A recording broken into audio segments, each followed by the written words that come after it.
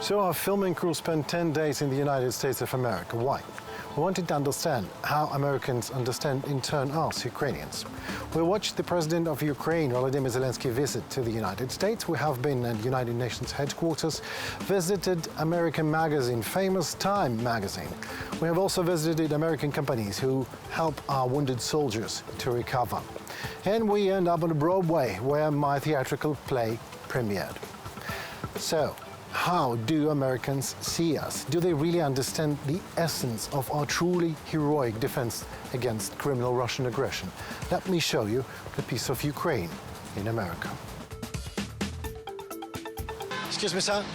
Do you mind a couple of questions? Do you know anything about Ukraine? Okay, great. Thank you. Do you know anything about Ukraine? Not so much. Do you know anything about Ukraine? And you? Nothing? No? Okay, great. Do you know what's going on in Ukraine now, at least? Anything about Do that? I know? Yeah. No. Nothing? No. Just one question? One question, what's up? Yeah. Do you know what's going on in Ukraine right now? Sure. Do you know what's going on in Ukraine now? Some idea, yeah. Have a couple of seconds first. You were Ukrainian state television. Just a couple of questions, if you don't mind. My wife's Ukrainian. Do you know what's going on in Ukraine?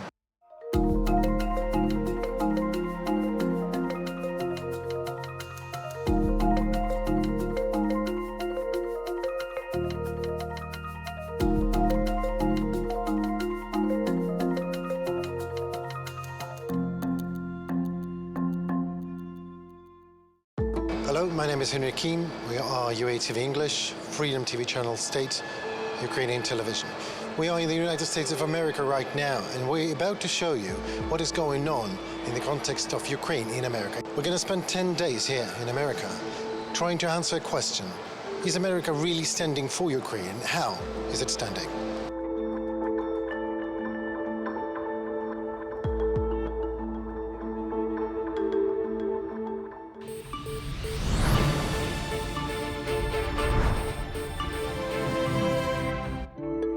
It all started in Time, literally.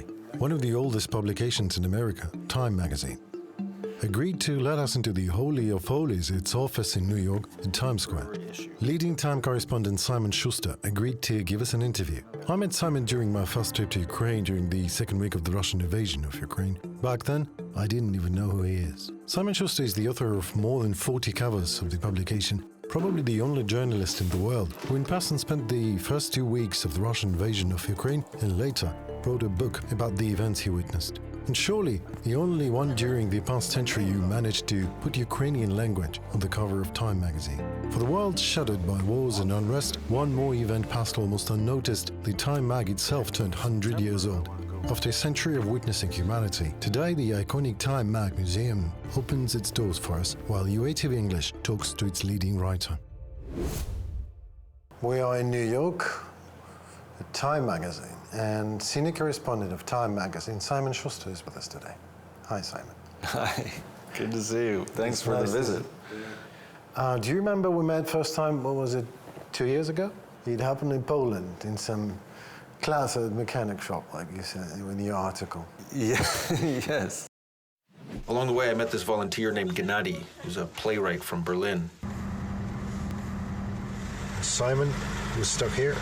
The aid that we have here in the back of the ambulance, first aid kits, surgical supplies. Yeah, the way that I got into Ukraine that first time, very early in the invasion, I don't remember what day it was, but it was early March 2022, was with an old friend of President Zelensky's, who was organizing humanitarian convoys to bring aid in from Poland into Ukraine. I called him up and he said, sure, if you need a ride, you can come meet me in this village in Poland where we're gathering the convoy and we'll take you in. Across the border. And when I got there, you were there as one of the volunteers. I was there. But this is the war in Ukraine is not the first war that you were reporting from, is that right? Yeah, I started reporting, I mean, I've been reporting on Ukrainian politics, Ukrainian life, based in Berlin, but 2014 I lived basically in Ukraine. So first in Kyiv during the Maidan, then Crimea, and then the Donbass for several months as the war really began that spring and summer. I was one of these, political reporters based in Moscow covering mostly Russian politics, kind of Russia's slide into dictatorship. At the time, 2011, 2012 was when Putin came back for a third term as president. And there were a lot of very intense street protests, and it looked like there could be some kind of democratic shift there, from the streets, possibly a revolution. So I was reporting on that, and the Moscow press corps. A lot of us, when the war in the Donbass started, suddenly found ourselves as war correspondents without any real relevant experience. Right? I remember the first time I saw military vehicles in Crimea, when the Russians first occupied Crimea, when they first arrived before this kind of quasi-referendum they organized. We arrived in Simferopol, myself and some colleagues, a photographer. We were driving around, and suddenly you saw Russian troops in these APCs, military vehicles, and I remember just feeling shocked. I'd been reporting on street protests and politics in a relatively peaceful region. And suddenly we were forced to become war correspondents. So that's how history turns. But we all did. Luckily I had a lot of colleagues and friends, especially the photographers that I worked with, had experience in Iraq, had experience in Afghanistan, and they could sort of point me to, okay, don't walk over there, there could be mines, or okay, that is a very serious troop presence, stay away from that, how to behave at checkpoints, this kind of the things you need to know to be a war correspondent, to stay safe in a war zone, we had to learn on the fly. When you return home, you return to New York or Berlin. I know that you're in Berlin present just as well. You got that feeling, I had that feeling actually, that I want to come back. I don't know what is it. Is it adrenaline, maybe some sort of a feeling that you are needed and important when you're doing your volunteer job. Have you had that feeling? I think so, to an extent, but I think there is a sense of responsibility that I have over the years developed a certain level of understanding and expertise about the country, about the war, and it's useful to readers to kind of translate what's going on in Ukraine for the American audience and the Western English-speaking audience more generally. So it would feel like a waste of that expertise that I've built up over the years if I went and started reporting about Latin America or Africa, all important regions to report about. I just don't know them as well. I don't have the language skills, first of all, to do that as well. So I think there's that. I didn't really feel, and a lot of my colleagues and journalists have that, the pull of the adrenaline that the war zone creates, the sense of danger. I was never really drawn to that. And I think that's reflected in my journalism.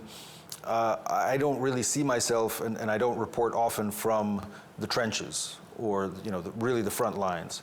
I think most of my reporting is in offices, the decision makers.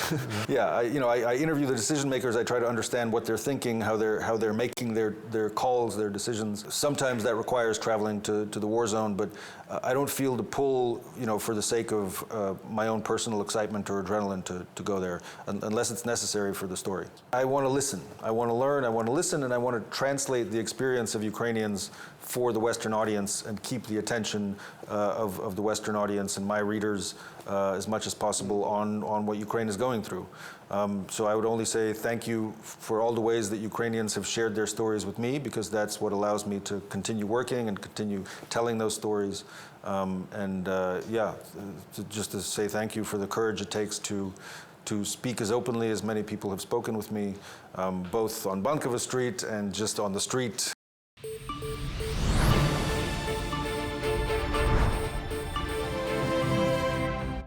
There are voices heard now and then. Zelenskyy is nothing but a comedian, they say. Well, many presidents in the history of humanity made it all the way down, from the president to a comedian, and a very few made it the other way. Comedian or not, just as the retinue plays the king, it is always the audience that decides whether you are good enough in performing your duties. Whether in the United States Senate, the President of Ukraine.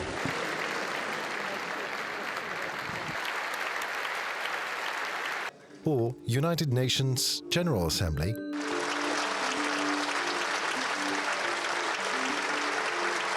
or at Staten Island University clinics, where heavily injured Ukrainian soldiers are going through a hard rehabilitation process. Today they are awarded medals by the President of Ukraine, Volodymyr Zelenskyy.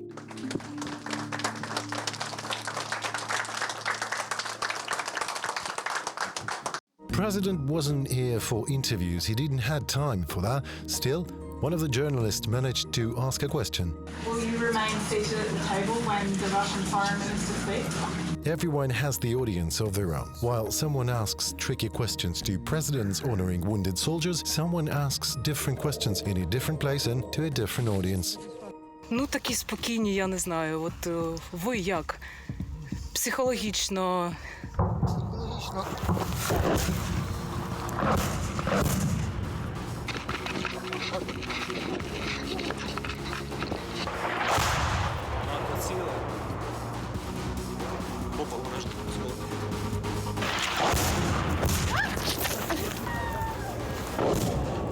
Ну, такі спокійні, я не знаю. От ви як? Психологічно. Even right now, it's very difficult to see this video. It was good day, sunny day, smiles from militaries, but right now they are dead. Next day after our meeting, this position close to Klishivka right now, it's free from Russians, and even today I'm watching this video and it's actually very difficult.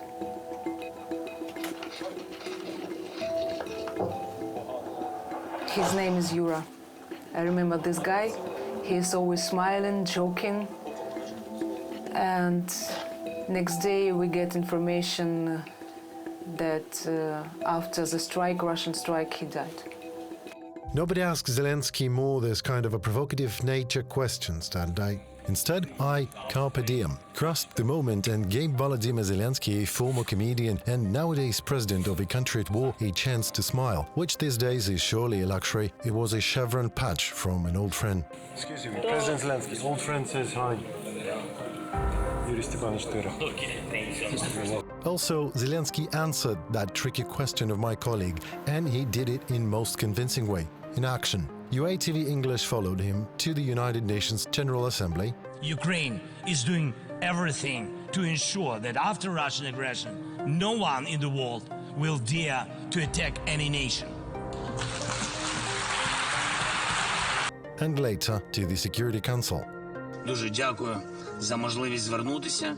Дякую за запрошення. Дякую за увагу. Слава Україні! Yes, Zelenskyy gave his speeches because he is the president of the country at war and his goal is to deliver the message of Ukraine to its international partners and friends, no matter if enemies are watching. На каком основании вы предлагаете дать президенту Украины Владимиру Зеленскому слово до того, как выступят члены Совета? There is a solution for this if you agree. You stop the war and President Zelenskyy will not take the floor. And while Russia flagrantly neglects freedom and the burden of responsibility that inevitably comes with it, for Ukraine, freedom is no whim, but a vital necessity. And the most precious of applauses always comes from those who have literally lost a lot for the idea that a president and a soldier both represent in the world, each at their own battlefield, the idea of freedom. As Eric Marie Remarque wrote in his All Quiet on the Western Front novel, the closer you are to the front line, the better are the people you meet. Переможемо. Later on that day, President Zelenskyy was meeting Olaf Scholz at mission of Ukraine to the United Nations. However, German Chancellor happened to be not the first one who met Zelenskyy in the corridors of the mission.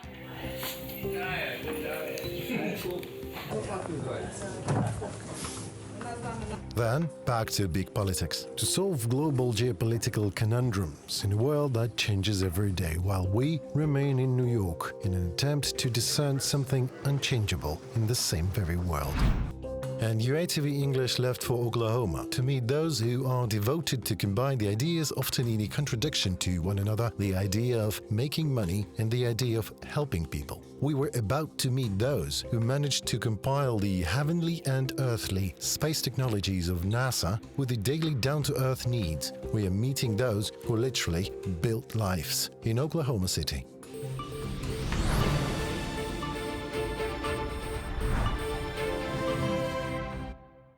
Hi, I'm Jay Martin, founder of Martin Bionics. Founder of the company Jay Martin is a former NASA engineer who was invited by them to help create Iron Man-like exoskeleton suits for space and military applications. Through working with NASA, Jay discovered and created counterintuitive new methods of how to make prosthetics more comfortable. The famous Latin proverb, per aspera ad astra, which means through taunts to the stars, thanks to the team of Martin Bionics now has all the right to sound like this, per astra ad homini, which means from the stars to the people. Jay Martin is our founder and inventor, so he's kind of our namesake, Martin Bionics. He was the one who developed the socketless socket technology, and he's a prosthetist by trade, and so he's our kind of inventor emeritus. They're like way on the States, you keep a predictable situation.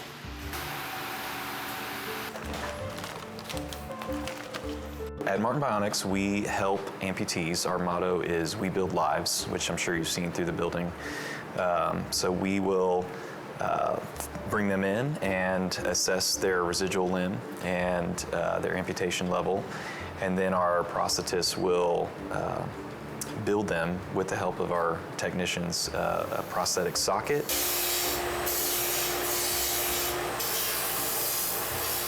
So we're getting this socket ready for lamination. So lamination is the final step that we do before the patient can actually take the prosthesis home.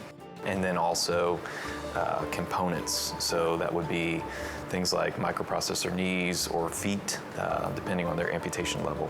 I am the marketing director here at Martin Bionics. What really just drew me was, the impact of the technology and just the opportunity to make such a significant difference in the quality of life of people.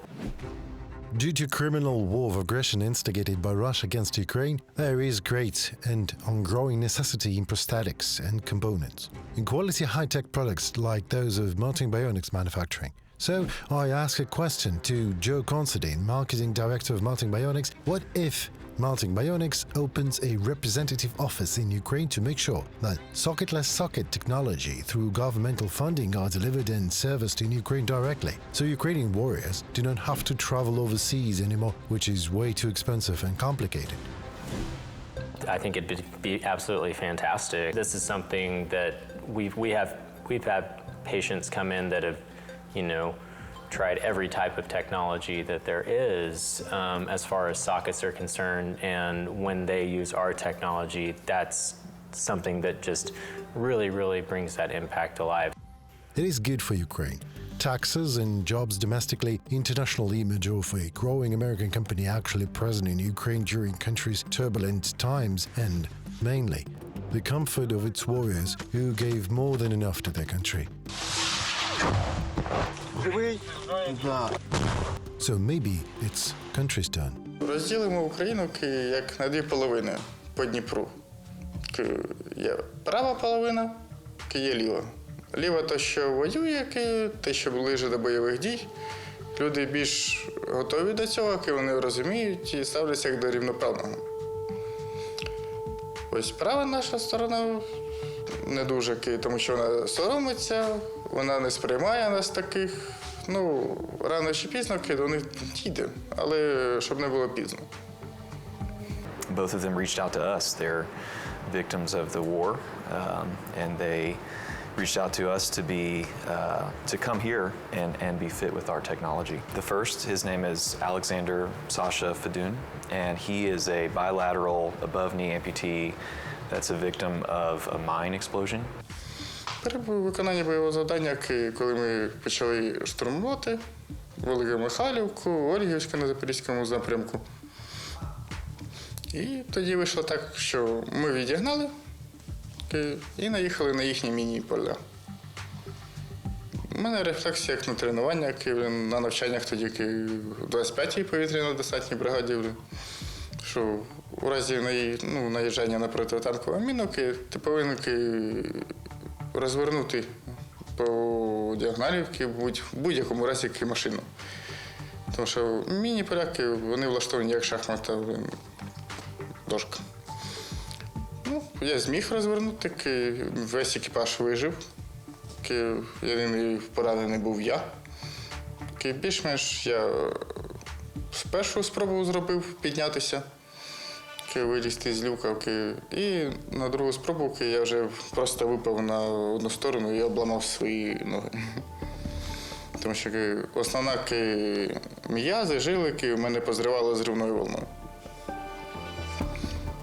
І потім вийшло так, що хлопці, я перший турнікет наклав, другий мені вже допомогли затягнути хлопці, тому що сили було, мабуть, вдосталь, поки працював адреналін.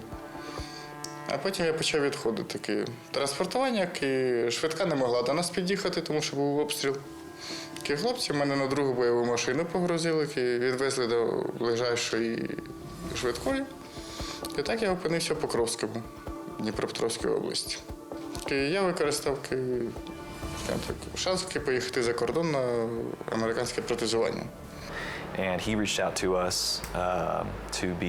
he's currently wearing traditional prosthetics, but he reached out to us to be fit with our socketless socket technology. So he actually will be traveling to the U.S. in either December or January to be fit here in one of our clinics. Служив я в 125-й бригаді територіальної оборони, це місто Львів. Якраз коли почалася ця операція звільнення Харківщини, то ми вже переїхали в Торське по бойовому наказу. І в Торському це буквально тиждень були на бойовому виході. І під час цього бойового виходу, то, скоріш всього, що мінний прильот, і я отримав поранення, то двоє моїх побратимів загинуло. Довга евакуація була, це десь порядка, мабуть, 6 годин виносили з позиції, тому що то обстріли, то ніч вже майже, і 6 годин під турнікетами. Із-за цього і отримав ампутацію. Тиждень-півтора назад якраз з цим протезістом Мартін Байонікс ми спілкувались. Ми домовились, що вони приїжджають в лютому місяці в Черкаси, і я до них приїжджаю по моїй культі, виготовили свій цей культіприймач. He is a unilateral above knee amputee. Unfortunately, he's not able to travel to the U.S., but part of John's trip to Camp Maximum in January will be to see him there. Would you like, or have you ever thought, to be present in Ukraine? Absolutely. One of our employees, John Berger, has done a lot of work, as I mentioned before, with what we call our Developing Nations Initiative. He actually lived for a time in Turkey as a practitioner there, and has gone as recently as earlier this year to Turkey to help Ukrainians who have come to Turkey from Ukraine to be fit there. And we're hoping to, in January, send him on a trip to Camp Maximum in Ukraine.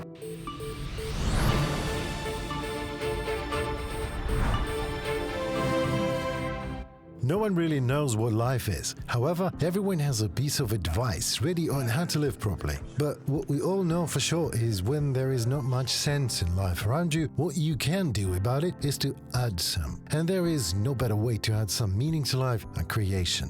To me, this is a very special occasion. Being a European journalist working for Ukrainian state television during a war, I finished a play that I started to write 2 years ago in Berlin. Tonight, my play is going to premiere at Broadway John Cullum Theatre with Ukrainian actors playing main characters.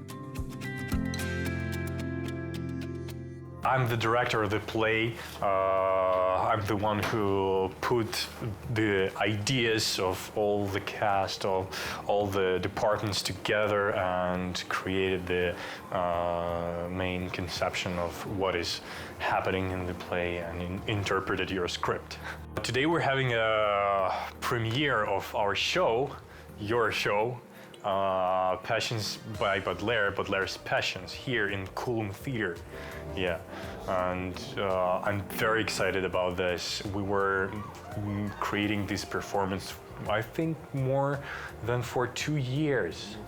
Yeah, so a lot of work is put here, a lot of great professionals did their job, awesome job here, and I really want to see what will happen.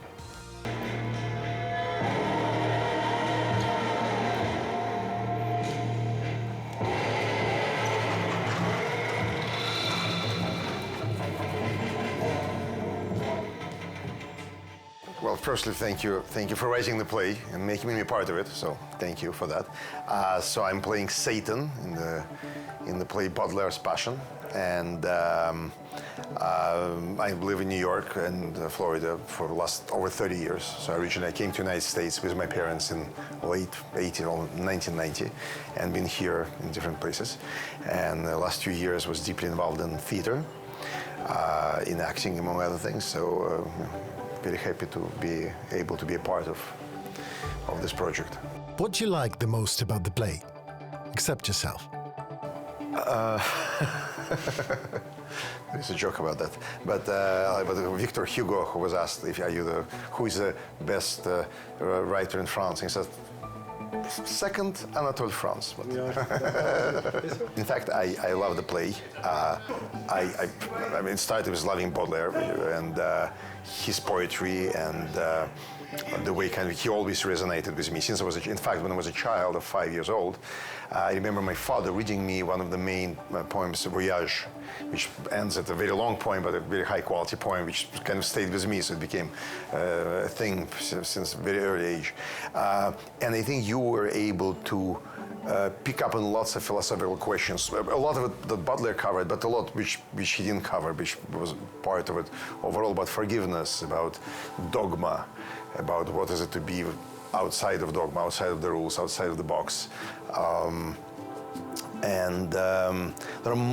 It's a multi-layered play, and I think we have sometimes arguments within the cast as to people think one way or another about some people think a little bit more traditional kind of psychological theater ways, some a little bit more globally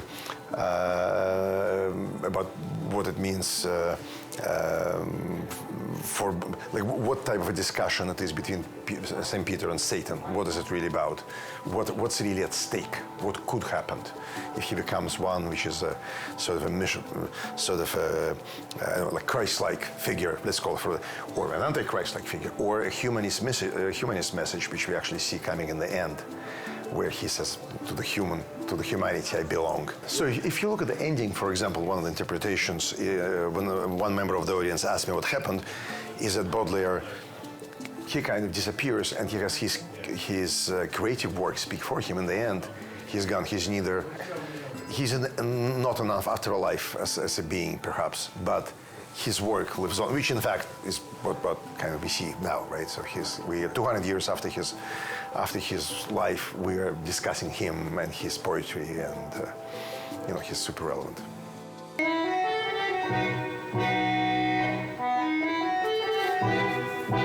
I'm playing a part of Jeanne Duval. She was a former ballerina, but at that time, like in Paris, former ballerina didn't mean exactly the same what it is right now. And her presence in Baudelaire's life really changed a lot his poetry. And she was like his muse and his blessing and his curse.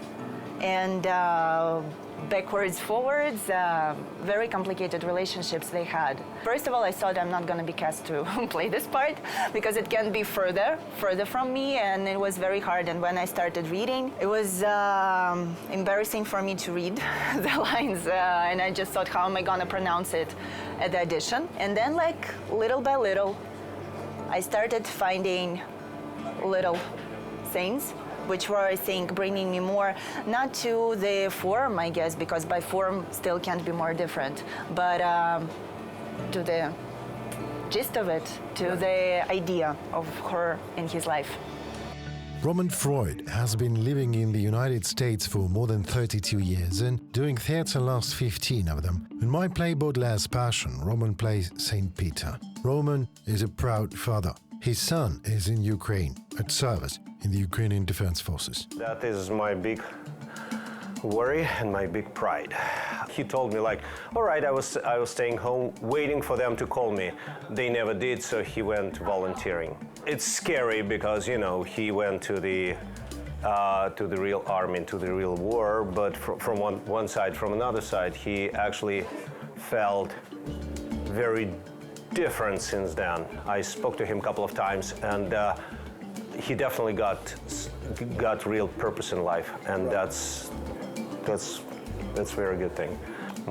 My heart all there on the Ukrainian side, and I'm sure we'll win. 10 років я приблизно працюю як актор театру і кіно в Україні, але 23 лютого подзвонила мама і сказала: сину, війна.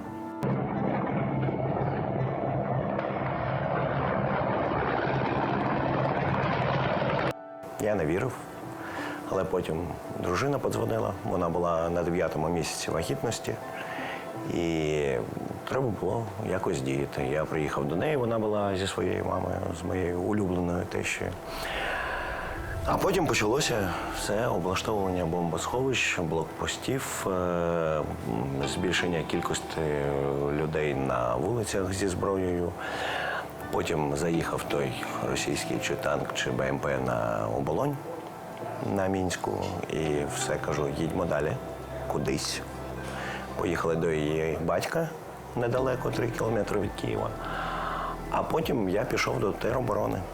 І на той час я дочекався вже народження сина, сказав, що маєте їхати, вона ні в яку, але потім вона прочитала в особистій переписці про те, що відбувалося з дівчатами в Ірпені і Бучі, і сказала: я згодна. Я повіз її до Варшави. Коли ми приїхали на кордон, сталося так, що перекрили піший прохід. Тільки автівками виїжджати, а в мене вже на той час було 3 дитини. Я підійшов до митниці, показав документи, мій старший син на той час вже був в Європі. І так ми і поїхали далі. Так я потрапив в Варшаву, а потім вже до Америки. Я не збирався їхати, я збирався довести і повертатися, бо були деякі обов'язки, але мені всі сказали: маєш бути там, тобто тут. Хтось щось знав. My next question to Yevhen might sound strange. I ask him, who is his character in the play? As a writer, I know exactly the answer to my question to Yevhen. He plays the main character, Charles Baudelaire. However, Yevhen's acting was so stunningly natural that he actually ceased to be acting and became life. So I dare to ask my question anyway. Who is it you are playing? Чесно, себе. Тому що я не уявляю,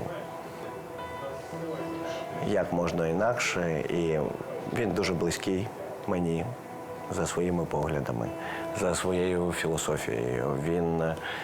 Він саме про те, що він обрав шлях до людини, який ми бачимо у твоїй п'єсі. America is so far away from Ukraine that it seems to many here that the war for survival and core human values that Ukraine is waging these days can be ended by simply closing the notebook's lid, turning off the TV or looking up from the smartphone screen. However, instead of burying your head into the sand, instead of 1,000 words, the tragic moments of recent American history speak for themselves, moments which the nation will always remember, even so they have nothing to do with Ukraine. Holy shit!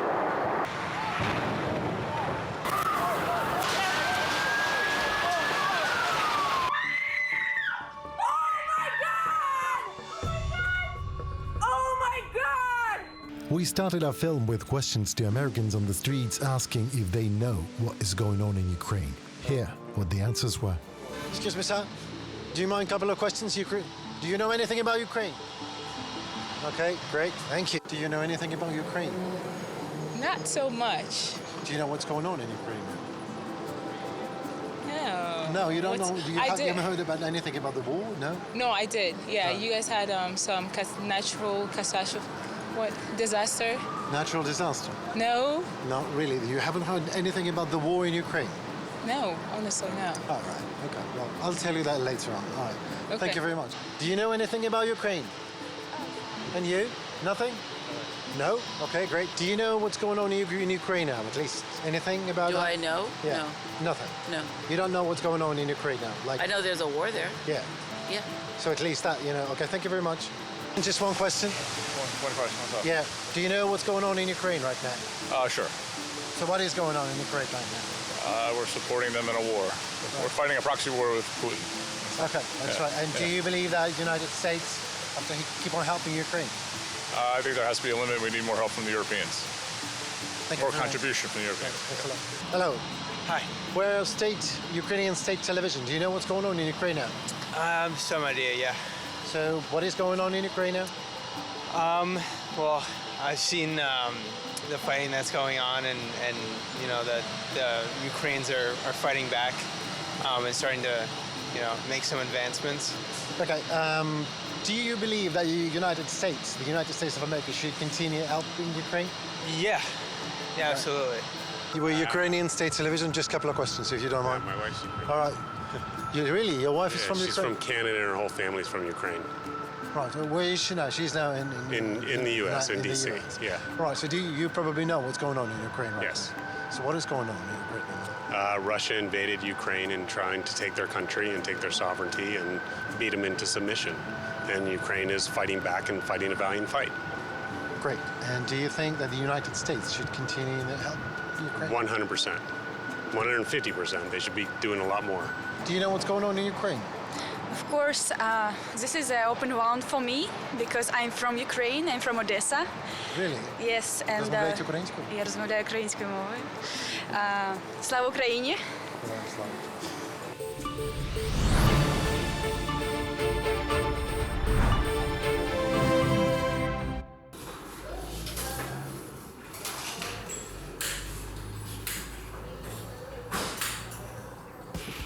We have previously watched how new, modern, comfortable prosthetic sockets have been manufactured in Oklahoma by American company Martin Bionics. Today, clinical manager of Martin Bionics, John Berger, together with another American company, Limfit, are installing these new sockets to our fighters' prosthetics in Lviv. Point of view. That is all that really distinguishes us from each other. But this difference is crucial. There are points of view according to which perspectives any peace is better than any war, because any war is always a havoc, a destruction and grief and pain. There are points of view which clearly see dictatorship as stability, the choice as a greatest fear, and the lack of choice as a blessing. And there are some who see human values should not work the same way, for example here in New York, United States of America, and New York in Ukraine.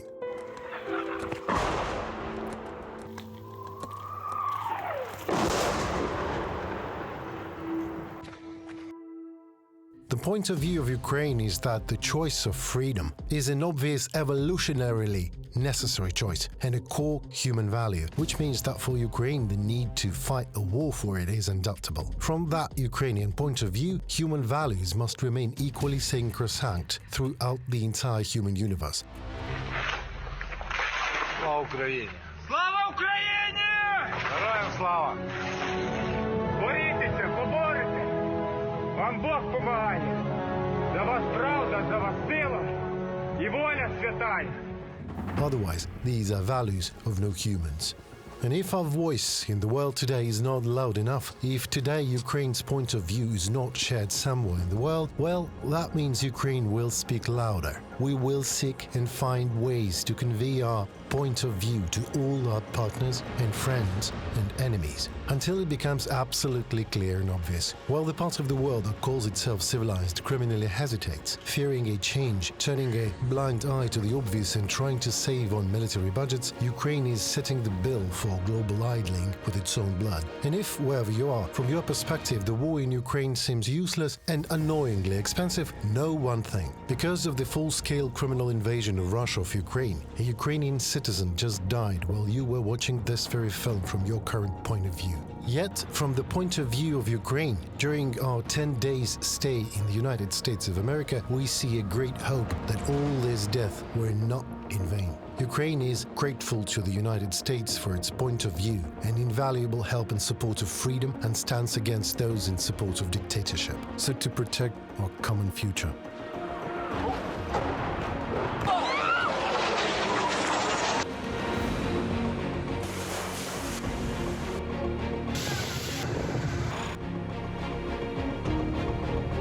Here in Ukraine, on behalf of the entire free world, we yet have a war to win.